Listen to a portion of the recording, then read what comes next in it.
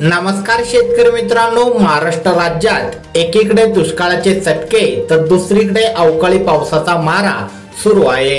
अत्यंत प्रतिकूल अशा परिस्थितीत आगमनी मान्सून बाबत भारतीय हवामानशास्त्र विभागाकडून शुभ वार्ता आली आहे। IMD ने मान्सूनचा दीर्घकालीन अंदाज नुकताच जाहीर केला असून त्यात त्यांनी सरासरीपेक्षा अधिक अर्थात 106% पावसाचा अंदाज व्यक्त केला आहे।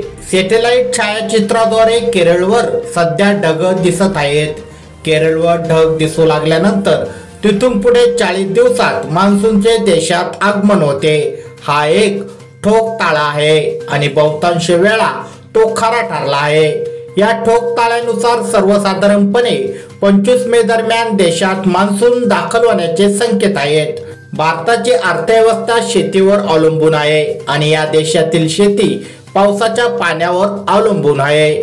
यावरून मान्सूनचे महत्त्व आपल्याला लक्षात येते। पावसाचे आगमन लवकर झाले आणि तो 4 महिन्याच्या काळात चांगला बरसला तर आगमनी खरीपाबरोबर त्यापुढील रब्बी आणि उन्हाळी हंगाम देखील चांगले पिके येतील असे मानायला हरकत नाही।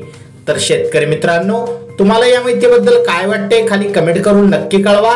तुम्हाला जर ही छोटीशी माहिती आवडली असेल व्हिडिओला नक्की लाईक करा। अशाच प्रकारचे दररोजचे हवामान अंदाज बातमीपत्र तुमच्या मोबाईलवर बघण्यासाठी खाली दिलेले सबस्क्राइब बटन दाबून बेल आयकॉन नक्की दाबा। धन्यवाद।